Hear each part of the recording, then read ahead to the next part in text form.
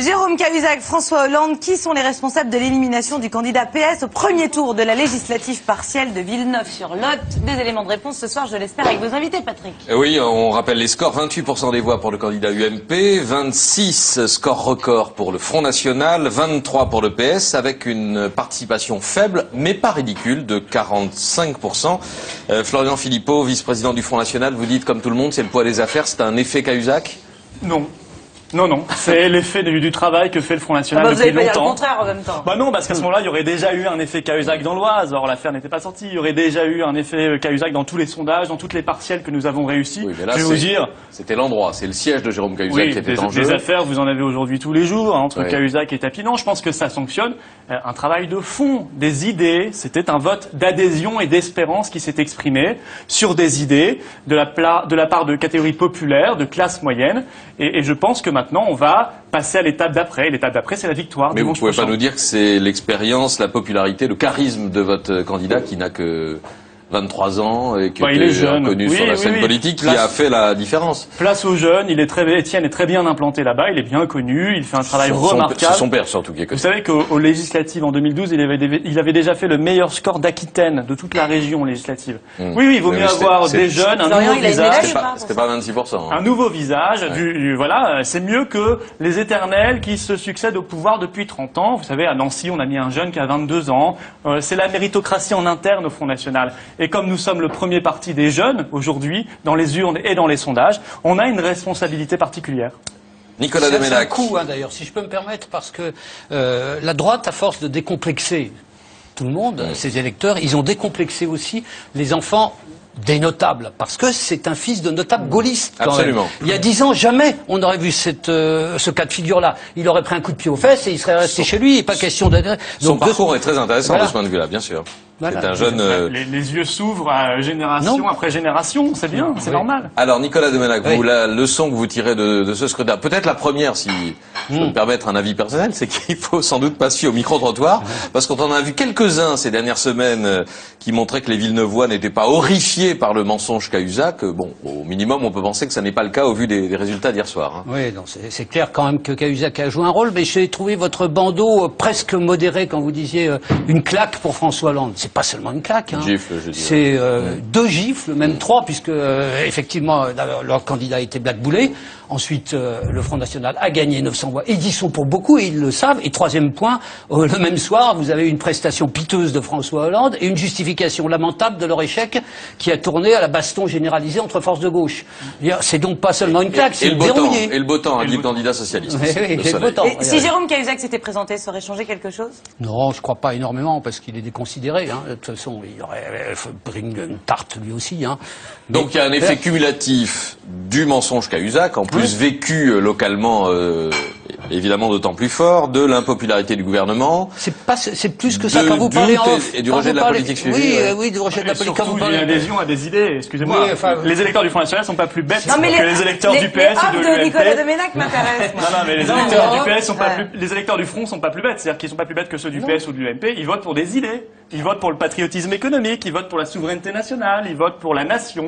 Ils votent pour une école de la République plus exigeante. Ils votent pour les valeurs de la République. Oui, le Front républicain aura bien un candidat dimanche prochain. Ce sera notre candidat. En off, les responsables socialistes vous disent bien que la politique sociale du gouvernement, elle n'est pas satisfaisante, qu'il n'y a même pas de discours social et que, effectivement, face à ça, vous avez comme force protestataire une seule qui s'est imposée, mais qui n'est pas une force de gouvernement, c'est ça leur problème. C'est ce contraste, cette contradiction. Non, parce que s'ils se souvenaient, s'ils se souvenaient des expériences de gestion du Front National, vous étiez trop jeune, eh bien effectivement, ils auraient des problèmes, parce que chaque fois que le Front National a exercé des responsabilités, ça a été une catastrophe. Mais comme force protestataire, c'est vrai qu'ils sont là parce que ils ont un boulevard, que le pouvoir ne répond aucunement, dire, au désir de protection, à la fois sécuritaire, à la fois pas face à l'Europe, à la fois en termes de pouvoir d'achat. Donc vous parlez avec les gens du PS, aux gens du gouvernement, ils vous disent la même chose. Hein. Ils sont tout à fait conscients de ça, mais bon, ça ne bouge pas. Florian Philippot, d'abord c'était il y a moins de 20 ans, puisque, pardon, à Toulon, il y a 18 ans. 2001, ça a été... Non, l'élection c'est 95. Ils ont été, 95, 2001. Ils ont été chassés en 2001, oui, ça fait 12 ans. On va pas ouvrir le débat ici. Non, mais puisque vous dites 20 ans, pardon. Non, mais attendez, le jour où je voudrais faire des chiffres et des lettres, je vous appellerai. Voilà, mais on va pas ouvrir le débat du front, c'est pas 20 ans. du bilan municipal, mais c'est plus compliqué que vous ne le dites aussi. Oui. Les rapports de la Cour des comptes étaient beaucoup moins sévères que les discours. Vous réhabilitez l'équipe Le Chevalier à Toulon, vous savez, par exemple. même Jean-Yves Camus, Jean-Yves Camus, qui est normalement un grand expert, avait dit le frontisme municipal n'était pas une si mauvaise chose. Il l'a écrit dans un article il n'y a pas très longtemps sur RFI.fr. Une mauvaise chose pas une si mauvaise chose, pourquoi? Demandez aux habitants de Toulon s'ils ont envie de renouer avec l'équipe de bras cassés qui était au pouvoir, aux commandes de la mairie entre 95 et 2001. Mais si vous n'avez que beaucoup ça, à Toulon dans cette période-là, je peux vous assurer si vous n'avez que ça comme argument, c'est qu'on est sur le point de gagner. Parce que si on va rechercher des histoires d'il y a 18 ans, ou 16 ans, ou 15 ans, je ne dis pas que ce sont les mêmes équipes, mais simplement Nicolas Doménac a raison de souligner l'échec du frontisme municipal. Mais ça prouve qu'il y a plus beaucoup d'arguments contre nous. Voilà.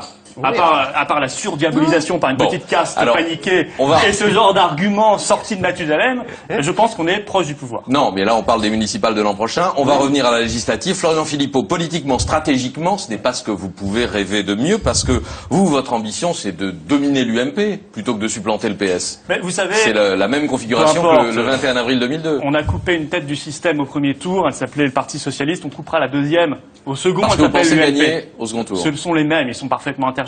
Et d'ailleurs, les expériences au cantonal 2011 et législatives 2012 montrent qu'on progresse dans les mêmes proportions au second tour, qu'on soit face à un candidat PS ou UMP. Ça n'a pas de différence. Mais là, vous n'avez pas répondu. Espoir de victoire dimanche prochain. Je crois qu'on va sauter la barre des 50. Vous êtes sûr, Florian? Oui, on va sauter la barre des 50 parce que les boosters sont allumés, parce qu'on a pris suffisamment d'élan, on a des muscles dans les jambes, et puis on a un bon mental, comme on dit. Et surtout, on a des idées à proposer. En face, qu'est-ce qu'ils vont faire? Ils vont nous dire attention, le fascisme est de retour, blablabla. Tout ça, ça marche plus. Les gens n'y croient plus une seconde. Et il y aura un front des copains et des incompétents, et notre front républicain va l'emporter. Le front qui défend la laïcité, les services publics, la souveraineté nationale, les référendums, et qui dit, par exemple, en ce moment, on est en train de négocier un Big Bang ultra-libéral, l'ouverture totale des frontières entre les États-Unis et l'Union européenne. C'est ce qui s'appelle brouiller les pistes, parce que ce qu'on appelle le front républicain, ce qu'on appelle le front républicain, il est en face de vous, il n'est pas de votre côté. Alors vous récupérez l'expression. Mais moi je dis, ces gens-là qui ont fait passer des votes contre les référendums, ce qu'ils ont fait sur la Constitution européenne, c'est l'inverse de la République. Quand on fait le communautarisme comme ils le font, c'est l'inverse de la République. Donc on n'a pas de leçon de République à recevoir de ces gens-là. Nous défendons, oui, les valeurs de la France et de la République. C'est ça que les gens ont compris et comprennent de mieux en mieux. Nicolas Doménac, sur la dynamique électorale et les chances de victoire, on peut souligner aussi que l'isolement électoral du FN ce qu'il raconte, parce que c'est vrai qu'ils ont une dynamique. Pourquoi le nier? Bon, c'est clair. Alors, on peut voir aussi dans l'inflexion de son discours que tout le côté xénophobe, pour l'instant, on le remet dans l'arrière-boutique. On reste sur le côté lutte contre la désertification, lutte contre la désindustrialisation, discours social, etc. On le voit bien comment ils cherchent à rassembler. Moi, je crois que leur problème, c'est qu'ils restent complètement protestataires et pas du tout force de proposition. Alors, ils pourront effectivement tangenter la barre des 50. À mon avis, ils vont passer dessous parce que c'est quand même une terre ouverte, de tradition humaniste. Et je pense que vous aurez du mal, même si le candidat UMP, attention, comme dans l'Oise, j'ai fini, je vous laisse la parole, comme dans l'Oise, le candidat UMP, il a des positions assez proches de celles du Front National. Donc, faut pas s'étonner si après, le Front Républicain, ça reste un front moral et il y en a ras-le-bol de la morale, quoi. Un mot, puisque vous parlez de propositions, d'idées, de discours social, un mot sur ce qui sera l'actualité de la semaine, la conférence sociale. Florian Philippot, Front National, vous êtes toujours pour le retour de la retraite à 60 ans. Oui, alors je dis simplement, allez sur frontnational.com, rubrique projet, vous verrez, il y a une centaine de pages de propositions et d'analyses. Retraite à tout plein à partir de 40 ans de cotisation pour tous. C'est formidable, vous rasez gratis. Mais non, parce que là, pour l'instant, nous sommes enfermés dans le triangle des Bermudes du MEDEF. C'est-à-dire, on a le choix entre, soit on travaille plus longtemps, en fait, on travaille pas plus longtemps parce que tout le monde est viré à 53 ans, donc ça c'est une arnaque, soit on augmente les cotisations, soit on baisse les pensions. Nous on dit on peut sortir de ce triangle, il faut arrêter d'être dans la gestion de la pénurie comme le sont l'UMP et le PS. On dit qu'il faut deux choses pour permettre effectivement la retraite à 40 ans de cotisation. Relancer la machine, ça suppose de changer de modèle économique, faire la réindustrialisation par le protectionnisme intelligent, se libérer de ce boulet qu'est l'euro, ensemble, de manière concertée, et faire du patriotisme économique. Et deuxième chose, moi je veux bien qu'on aille demander des sacrifices aux Français, les travailleurs, mais aussi les retraités, qu'on va frapper une nouvelle fois au porte-monnaie, mais après avoir fait les économies qui s'imposent sur les gaspillages, je pense au coût de l'immigration, à la fraude sociale, à la fraude fiscale, je pense décentralisation. Après avoir je pense relancé au la coût machine, du budget de l'Union européenne, par avant exemple. d'avoir relancé la machine, d'avoir récupéré l'argent de la fraude sociale, etc., vous revenez sans hésiter à la retraite à Mais vous 60 savez, ans et aux 40 ans de cotisation. Monsieur Cohen, vous savez combien rapporteraient les 44 ans de cotisation en 2020? 600 millions d'euros par an. Oui. Vous savez combien coûte l'aide médicale d'État réservée aux clandestins? 800 millions d'euros C'est par pas an. les mêmes caisses, mais si vous voulez Oui, mélanger ça, les... ça sort des mêmes poches, en tout cas.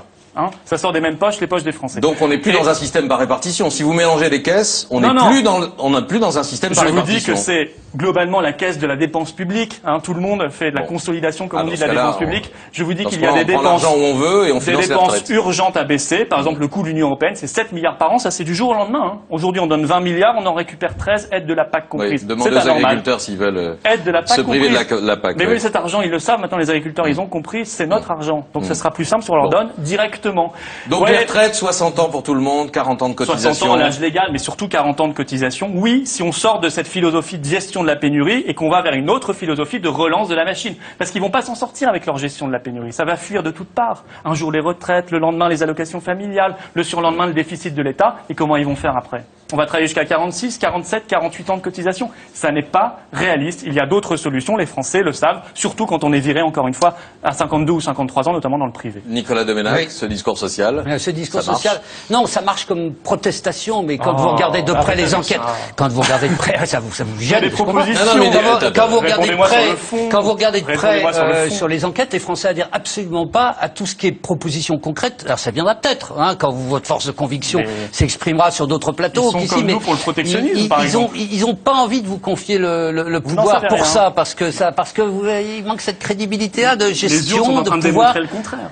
Non. Bah si. Quand Non, on nous met à non, plus vous de avez- 26%, là où on a fait Oui, 15 en enfin, juin, oui. c'est que manifestement ils nous font confiance. Mais non, pas Ou alors du vous tout. les considérez comme complètement stupides. Non, pas et, du tout, pas et du tout, je décérébrés. considère- Merci. Voilà. Ils Moi, ont je envie pense de qu'ils manifester sont une intelligents. colère. On n'a pas fini d'en non. débattre. Hein. C'est un vote Vice-président du Front d'espérance. National. Merci, Merci Nicolas à vous. Domenach, qu'on peut lire dans Marianne et regarder chaque midi dans la nouvelle édition sur Canal+. Très bonne, Merci chaîne. à vous. Merci à vous. Merci à vous.